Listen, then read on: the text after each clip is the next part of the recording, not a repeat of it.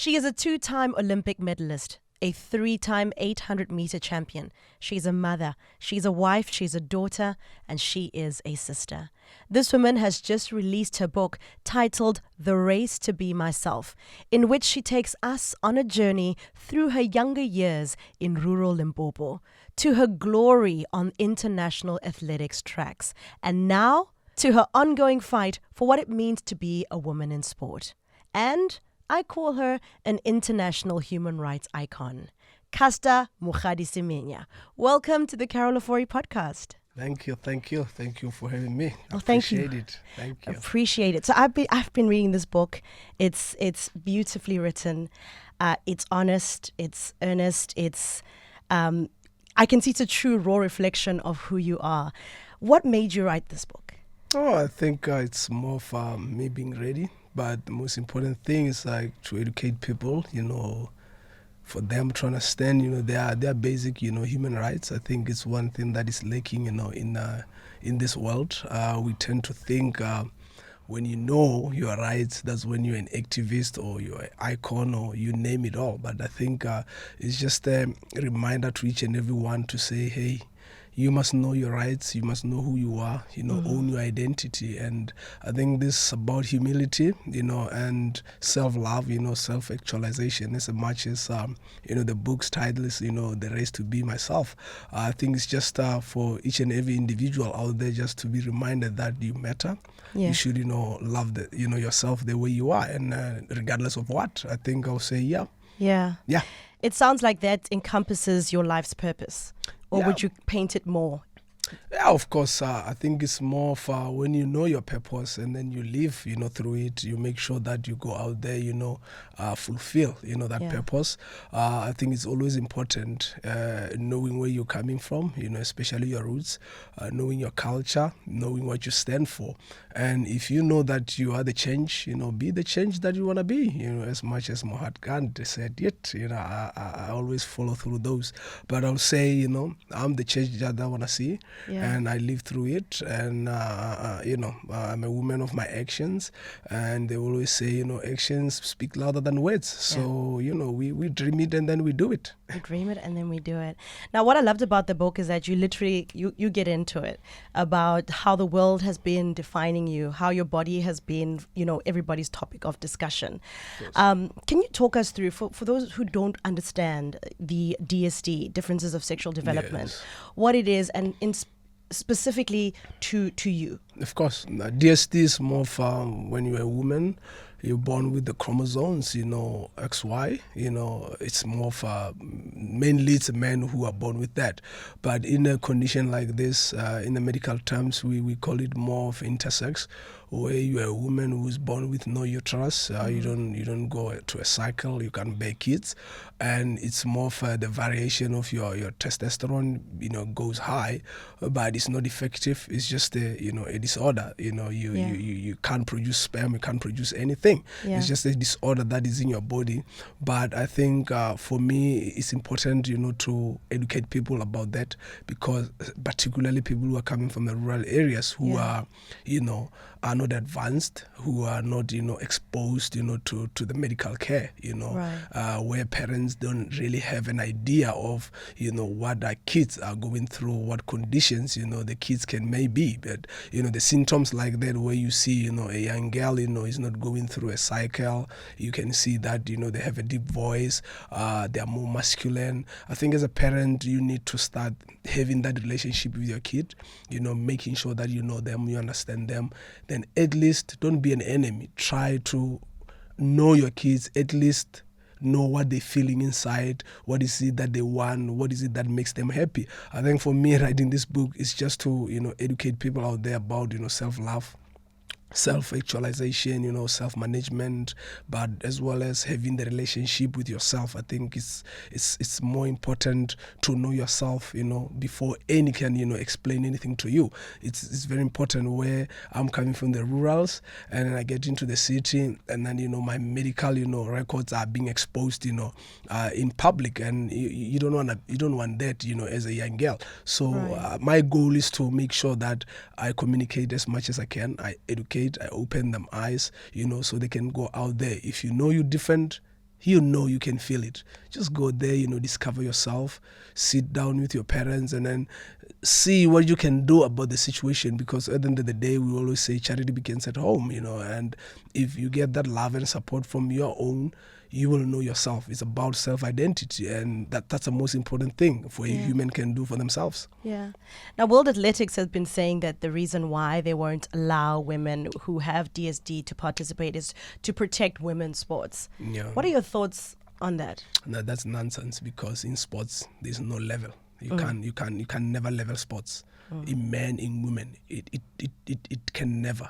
Even if you're a sports scientist, you can go study physiology. You will know that every individual, they are born with their variation in the body. They are born with the differences. But you have to understand that to be a champion, you must be that special one. And you can't fight that. We're not God. We can't control nature.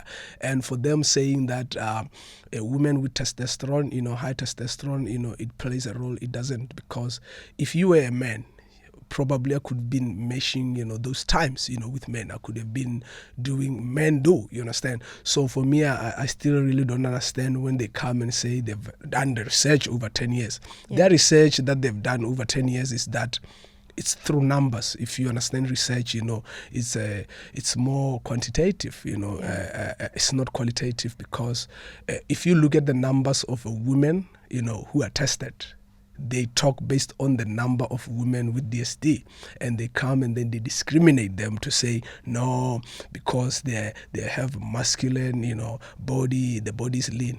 All women, they are lean out there. There are women whose, biceps and triceps, they have a huge six-pack. They move like, they are men. They run, particularly 100 meters. You look at 100 meters, 200 meters. You look at 1,500 meters. You look at 5,000, 10,000. Those women, they smash in times. So are you going to tell us that because they're running fast, there's a problem, with them?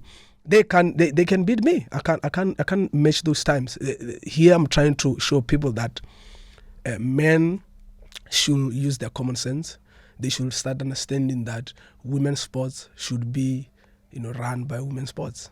Women should be the ones to decide if there is unfair advantage or not. Yeah. If women have a problem with me, I don't have a problem. I'll walk away. Yeah. But if a man is going to come tell me because you have a high testosterone, you play, advantage, it plays, advantage role to other women, I don't really understand, because same women that are running with me, they're still running same times. I'm not even faster than them. You get what I'm saying? But what I can say is that I'll always fight for that injustice. I'll never stop. But their research sucks. In simple English, it sucks. Yeah. It's flawless. It has been misleading. They've published the journal. They've admitted it. So they must do better. Yeah. As you mentioned, you have a higher testosterone than the average woman, and that's pretty much what's made the world, inverted commas, fear you, inverted commas, because of your speed, your agility. I read the book, and I discovered that your early days of competing, you were not always number one. No, but everybody thinks Casta has always been like anytime you run, you come first. And that's what I think people misunderstand. They don't understand that you very young, hurt your knee. You were in hospital for months. Yeah. You didn't even think you were going to end up being a runner. You were into soccer. Yeah. And then as time went, here you are competing and you're being beaten by other girls. Yes, so talk to me about the fact. I like the fact that you had to mention the speed and all those things. Yeah. Speed comes through training. Everything comes through training. If you want to lead body mass, you train. Yeah. Same as everyone. And of course, as a young girl, I remember I never win every races that I ran. Yeah. Even 2008, I went to the World Juniors. I was out in a heat because I did not have knowledge. I did not have a kind of a training that all those girls had. And when you're coming from African soil, you do great.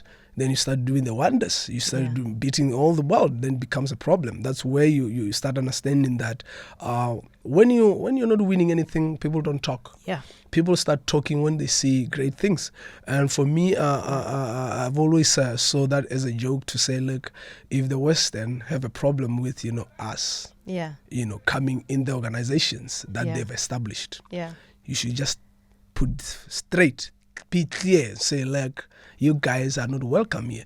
Because if you look at all these issues about gender, all those things, they affect only brown skin colored people. It never affects, a peach, skin colored. You understand? I'm not going to talk about white and black because I don't believe in that. Right. You get what I'm saying? So it's more of saying if you're going to discriminate one, you start reminding us about our history, and particularly if it's someone who's coming from that history where we know about the British and the Dutch. You get what I'm saying? Yeah. So if it's applied by someone who's coming from that, it takes me back to where it all started. You understand? And I'll be like, if your constitution says don't discriminate, say no, to discrimination and racism. So why are you still acting in that manner if you are a president of a certain organization? Right. So, but for me, I'll say, look, if you think testosterone play a role, if you have high testosterone, particularly men, I'm not even going to talk about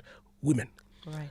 Can you take out the spikes and jump to the track and go run 100 meters with those men who are running, 9, 6, 9, 7. You get what I'm saying? Let's see if one man can do that to show that testosterone does not play a role. So you say there's no unfair advantage. There's no unfair advantage, because if there was advantage, as I talk now, if I go to the track and run, if I run 154, I'll say yes, I have advantage. Because advantage, you get that advantage based on the training that you do. Each and every individual get advantage from the skills, the time that they put in training, hours, sweat, skill, because you study your event. That's your advantage. If you're intelligent, that's your advantage. You can't get advantage because you have high testosterone. That does not even mean nothing. So I'm going to ask you this question. Yes. The BBC spoke to athletes who had high testosterone, female athletes that had high testosterone. And Olympic medalist Margaret Mamboy from Kenya said that maybe, and I quote, she says, it would be good if a third category for athletes with high testosterone was introduced. What are your thoughts on that? Do you think that is something that should be introduced, where there is a third category? That's desperation. You speak out of desperation. There's no such as that category. You get what I'm saying? You have to understand that when you're a woman, you're a woman. Your differences don't make you, less a woman. You get what I'm saying? So when she says, she considered a third category, it's because she's desperate to compete. For me, I wouldn't allow someone come segregate me from other women. I'm a woman. I'll remain a woman. It does not matter. You get what I'm saying? Because of the minute you start allowing someone to segregate you, they've done that years ago.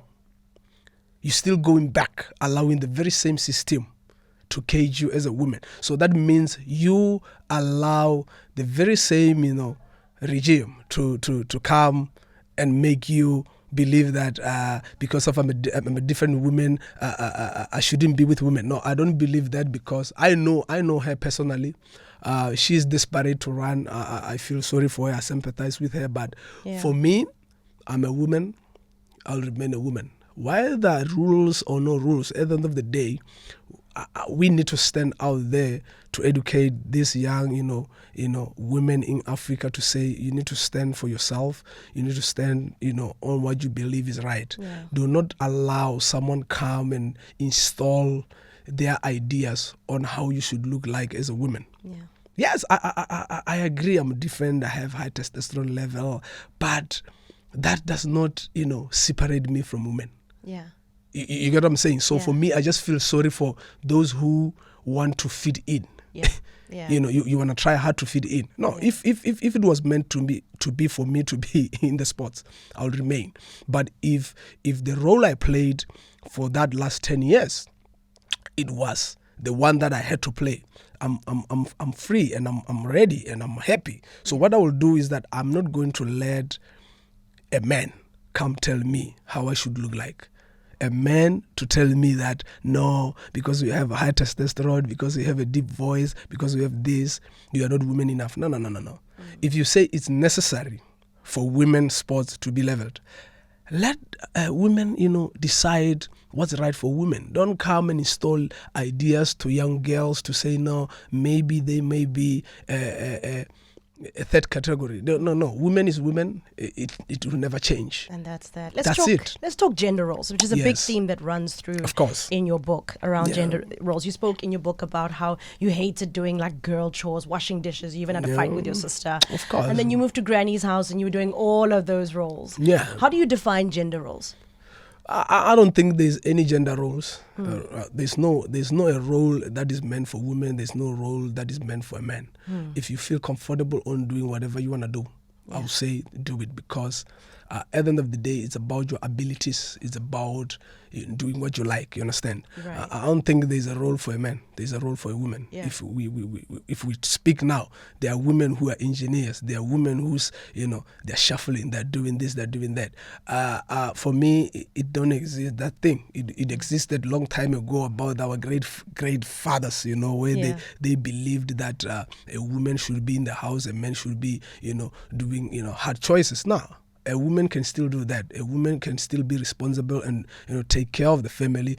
Can still go work. They can still do that. A man can still cook. You get what I'm saying? Yeah. There's no such as thing. We are modernized. We don't believe in those things. Right. If it worked for our great fathers, it's fine. It worked for them. But us, the new generation, we don't believe in such things. And for me, growing up, I felt more comfortable on doing gardening. Going in the bush, looking after, the livestock, doing all those choices, painting, like fixing. That's what made me happy.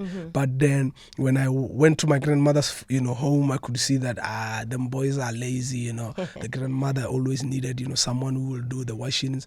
I could do that, but I never liked doing them, when my sisters were around, because I felt like it was their responsibility for them to take care of me, you understand?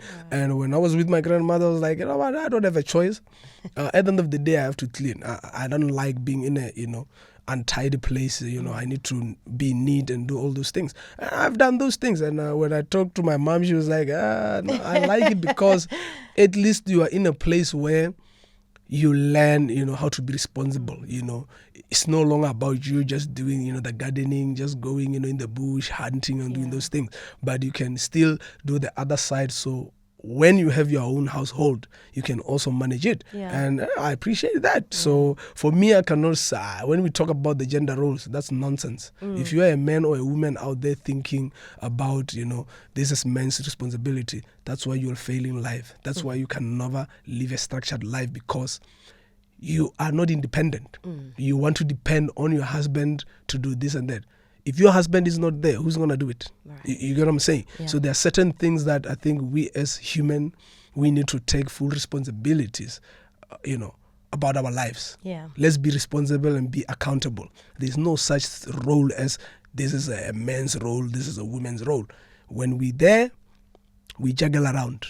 If I'm tired, you must do it. If you're tired, I will do it. You get what I'm saying? Yeah. So it shouldn't be about what men should do, what women should do. It should be about do what you're able to do. Simple. If you can't do it, just say, I can't do it. You get what I'm saying? Not telling your wife, no, it's your responsibility. No, it's not. Yeah. Now men can change a diaper.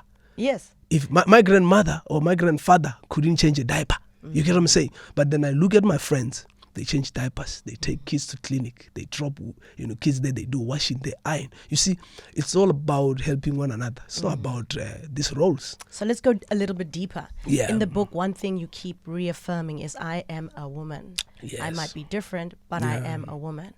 How would you define being a woman? What is your definition of woman? A woman, look, I'm kind. I'm caring. I mother my kids, I mother my nieces. I make sure that I give them that love and care. Yes, I might be more bold, but the love I give my kids, it's about care, loving, supporting, making sure that I'm there emotionally. You understand?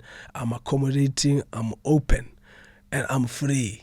I allow my kids to be who they are. You understand? So I would say a mother is love. It's caring. It's got nothing to do with your sexual organs. Nah, it has got nothing to do with your sexual, orientation or whatever. So if you are able, as much as you're a father, it's the same thing. You understand? When you're a father, you should be loving, you should be caring. You get what I'm saying? You should be supportive. Yeah. But when you are able to protect your kids, when they wake up and then they say, mother, that's what you want. Right. Or a father. If you're a father, That's what they will do, because that's what you give to them. That's the definition. No one can come, I don't expect anyone to come and call me a mother, because I don't mother you. I mother my kids. You get what I'm saying? I'll say the quality of being a woman or being a mother, it comes through you. It comes through your actions. It comes within. You don't need to accept anyone.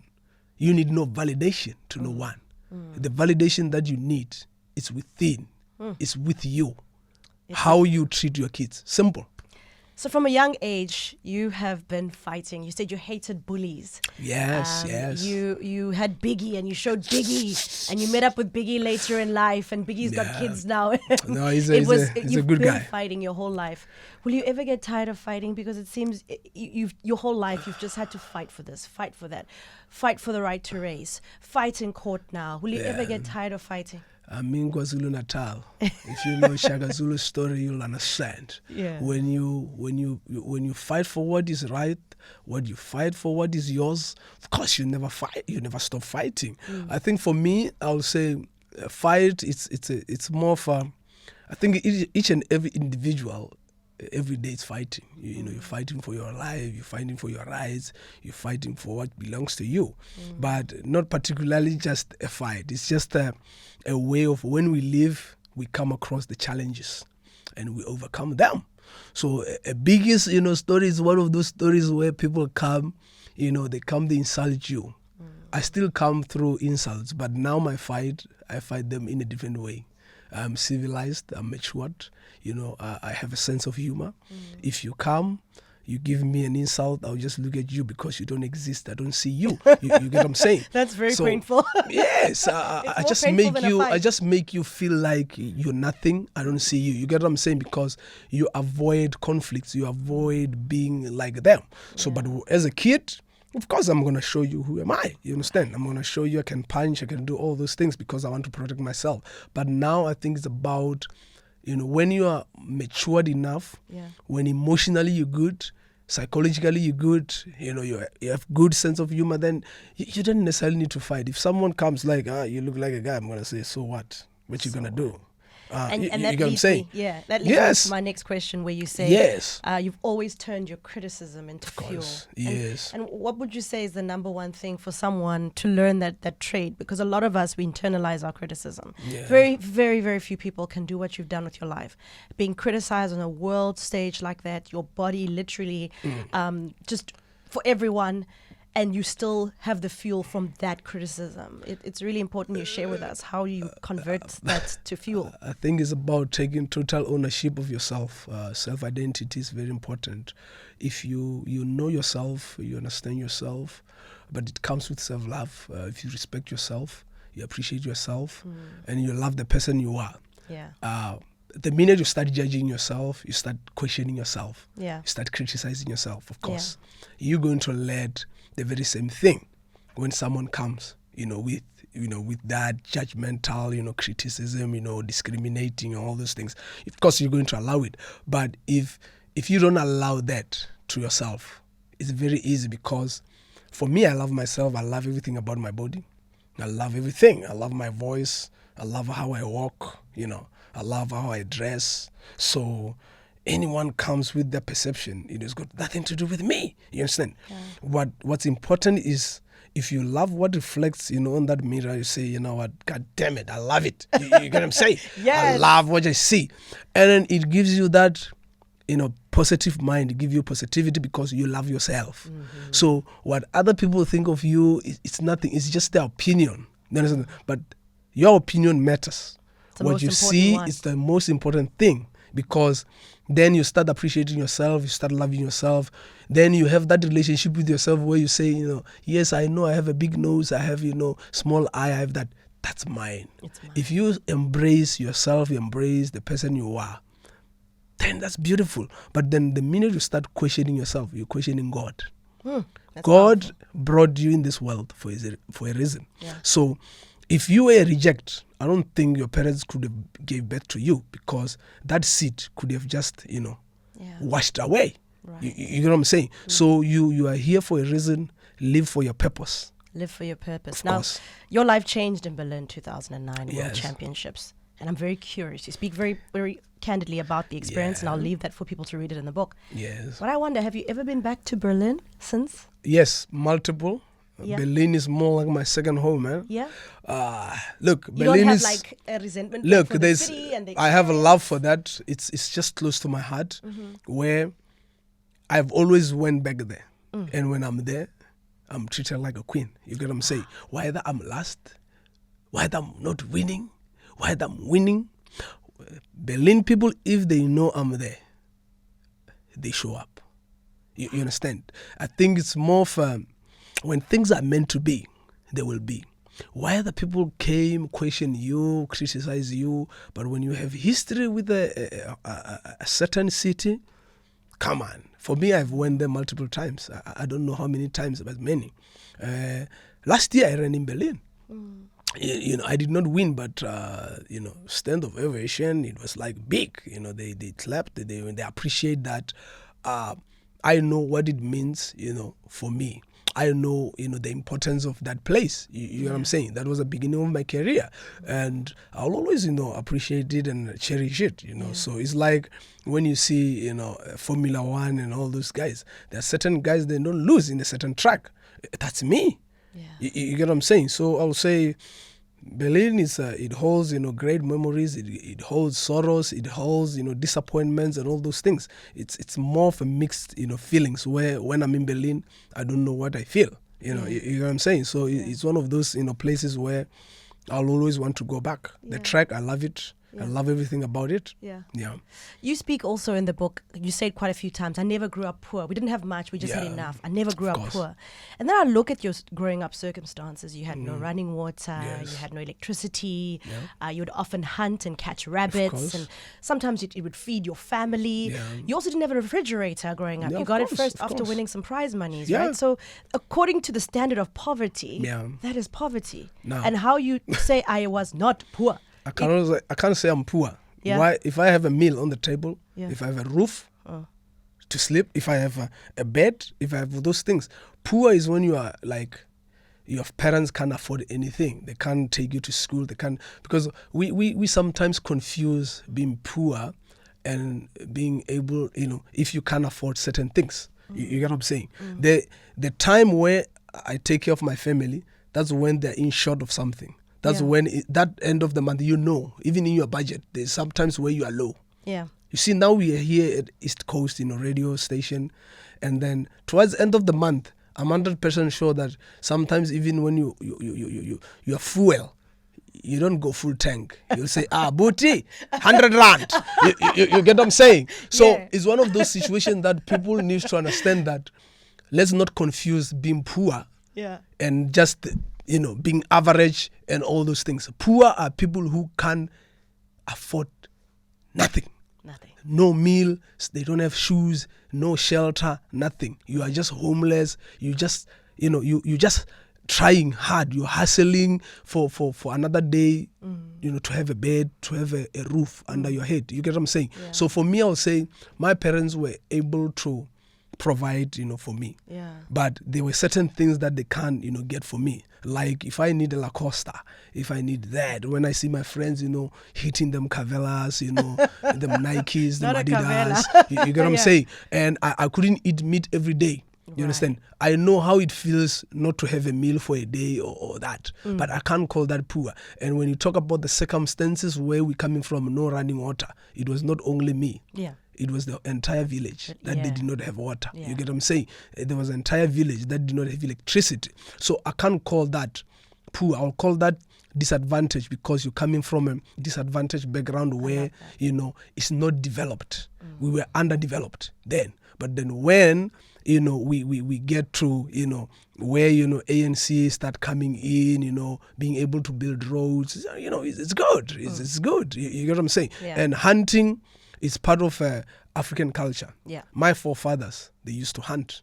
You understand? We lived in a farming life where we hunt, we have livestock, and then we do gardening, we do that. Mealies, all those things, You may call it sweet potatoes, we do onion, tomatoes, and all those things. So I would say, for me, if my mom couldn't afford, I'll go, hustle. So it's more of a responsibility. I can't say I was poor. I had a roof, under my head. So I love that. people need to understand that. They need to understand the difference between poor, and just, not having much. Not having much. Those are the differences. Yeah. You say often you stingy. You don't just blow money, but you love money, but you're not money, stingy. Yeah.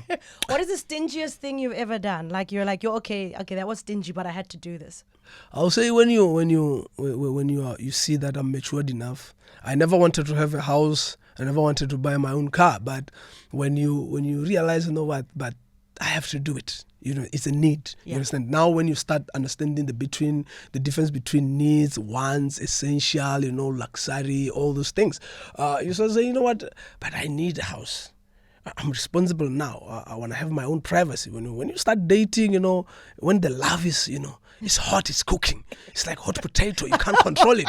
You'll be like, man, this thing of university, when your partner wants to visit you, sometimes you want to hide. So I don't want to hide. Now I need my own place. Then I look at the money. Oh, it's too much. You get what I'm saying? And then you look at the car. Now you want to have your own. I loved, transport, public transport. I love riding a taxi, a train. But I'm like, look, if I want to go places on my own, privacy and all those things, I kind of have to spend.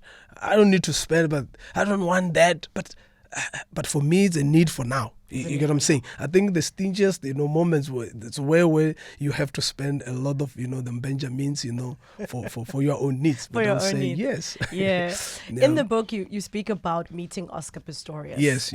How the first time you saw him, you thought he'd have the blades on, and he said, yes. No, I don't walk no blades. I run with blades. Course, yeah. You also touch on the fact that you were both loved by the world, and then at some point the world just criticized and gave you the worst. What is your relationship now with Oscar? Have you spoken? No, not really. We haven't spoken because you have to understand when someone is in a situation like that, it's a family, issue where I can only go if, I'm allowed to be close. If I'm not that close friend as family, sometimes you give people a space. For me, if yes, I'm allowed to go visit, of course I'll go see him just to see how he's doing, because I know, how to be alone. I know how to be in the dark. I know as people we differ. Yeah, we make mistakes. We make, we take, the routes. We make decisions that we are not proud of. You understand? I'm not God. I cannot judge. I don't know what has happened. But as a friend, as someone, I trained with, we shared a relationship. Yeah, of course, I'd love to see him just to see how he's doing, but not really just because I want to go there and, dig about, what has happened, what has transpired, but just to see, how an old friend is done, someone that I've shared a track with, someone that I've shared, moments and memories with him, just to see how he's doing and stuff like that. But yeah. I'd love to, just to see him. Yeah, I hear you. You do say in the book, and I've said in many interviews, you never cry. You're just not a crier. Yeah. You can count on one hand the times you've cried. Yeah. Do you recall the last time you cried and what made you cry? I can't remember. You see, I literally cried about 4 hours ago. Little cry though, in excitement. Oh, of course, I cried when my grandmother passed on. Because when you bury someone, I would say it's a few weeks ago, about a month ago.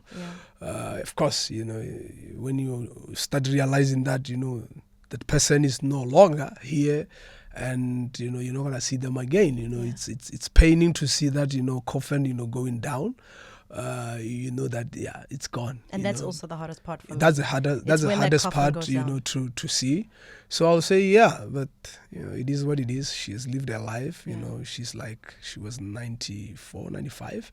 So I'll say, she has played a part. I appreciate that. I learned from her, and I am here because, I had to live with her, make sure that, I know about the responsibilities, how to take care of myself, about self-investment and all those things. So I would say, yeah. But yeah, that was last time I think I dropped the tears. And as we're getting to the end of our conversation, what's the latest with the case? We know that in Switzerland, you've had a victory there, but it doesn't change the world athletics for you.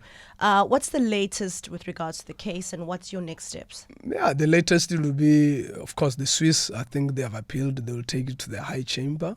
But for me, this is positivity, because when you're fighting for what is right, of course, I'll always advocate for that. I'll never give up. I'll not let, people come, tell me as a woman, this is how you should be, to be a woman. No, you don't work like that. And for me, it's about going out there reminding, women that, look, it's necessary for women to stand for themselves. It's necessary for women to start, if they want to regulate, it should be them.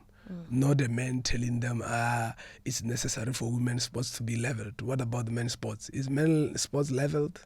Yeah, are you going to tell me because Djokovic has been winning a lot of Grand Slams, there's something, that needs to be investigated? If he has good technique, he has good technique. Yeah. If Usain Bolt has got good, fast twitch muscles, his muscle fibers are good, are way greater than, anyone. Yeah. Are you going to cut them out? No, you can't, So those are the things that we as women, we need to go out there, fight for what is right, fight for our right to regulate our sports, not men. But with the case, it's one of that ongoing, case. If it's not, it's not where we want it to be, we're never going to stop. Yeah, those people are old. I'll fight them till they retire. Yeah. Till we get to the right point. So, yeah. That's where we are. So probably we might go back to a court of arbitration, but I don't know. Yeah. My legal team will tell me if we're going. And yeah, this is one of the human rights. I think it's in the high chamber. We'll hear in a few weeks what's the decision. But the case, now we're on. We're going to fight. We're going to fight. Yes. I like that. Yeah.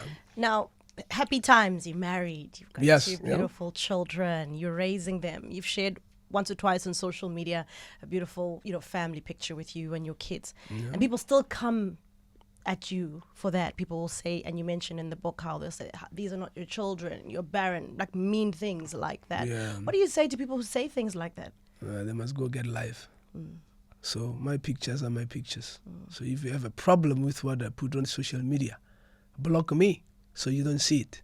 Because at the end of the day, that's my life. That's not theirs. So that does not mean anything to me. It does not threaten me, because at the end of the day, look, I really have no time for people who use a free Wi-Fi. People who needs to, for them to connect, on their cell phones, have to go to the park. I work hard. You know what I'm saying? I work hard so I can live a good life. Yeah. So for me, when you comment and say, hey, my friend, I'm living a good life. Yeah. You must do something about your life. And when you look at their profiles, you can't find nothing. You only find many things, because they have no life. They have nothing to live for. Me, I have plans. I have plenty of plans.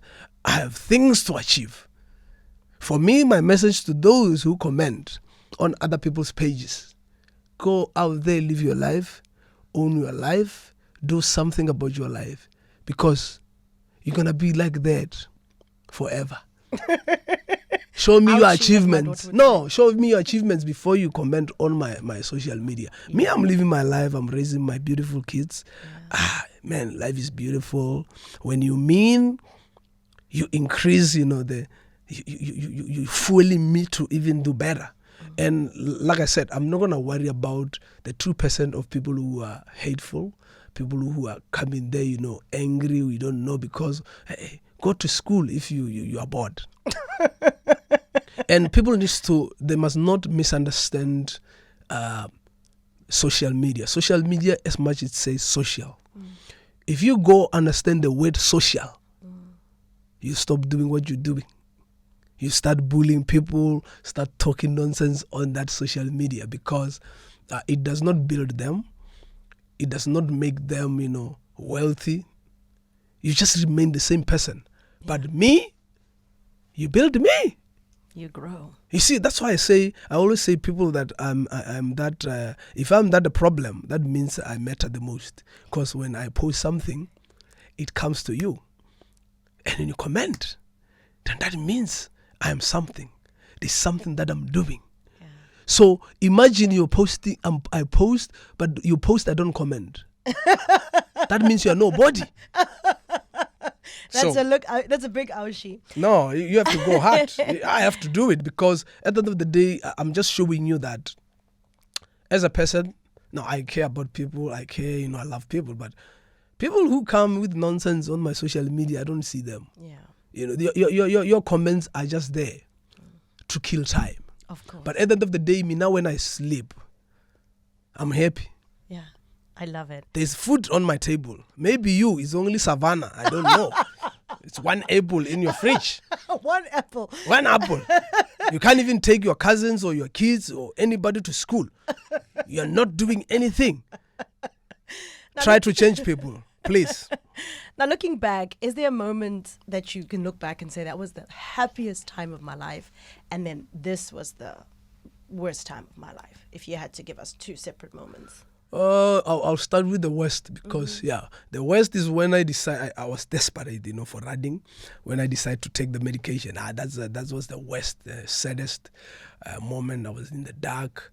I had no direction. I was just living life, And the happiest is when you become a parent, man. When you see those little toes, the voice, man, it fulfills you. I'm happy, man. I'm happy each and every day. When I see my kids, I'm fulfilled. When I'm home, with my partner, the family, that's the definition of life. It's got meaning. And then people will come and start questioning you, be like, hey, guys, do you have kids? If you don't have kids, don't comment on my post. You get what I'm saying? If you got nothing positive to say, don't comment. You get what I'm saying? But I'll say the happiest moment is when you bring this little, souls in this life, and then you start parenting them and they educate you how to be a good parent, because I believe that kids are the ones who can educate you, not someone else. Because you learn from your kids how to be a good parent. Nothing else. And the saddest moment I will say is that when I just sacrificed myself to take this medication that I didn't know where it will take me come on, I'm never gonna go back there. So how do you want to be remembered? Me, what I want to be to be remembered, I think I just want to be remembered of someone who advocates for what is right, someone who fight for what is right, someone who make sure that they give up, what they have, so that others, can achieve. Because at the end of the day, for me, I played my role, and now there are a lot of people who look up to me. So I just want them to be, to remember me as someone who, who wants you smile, who wants you happy, who just want what's best for anyone. I stand for humility. Humanity is something that I stand for. I just want them to remember me of, that person who fight, for her own people. Right. Yeah. And my final question to you is, what would you say to 18-year-old Caster, who was the target of the most awful smear campaign, your medical records being leaked? You're an 18-year-old of course, on a world stage. The 32-year-old Caster. Yeah. What do you say to 18-year-old Caster? What I can say to an 18-year-old, Caster out there, or anyone who is young, I'll say, when you don't understand, ask. If you're confused, find light. Ask, for information. Ask for help if you don't understand. Because if you don't ask, if you don't understand, you end up making decisions like I did. Because you act out of desperation. So seek out for help.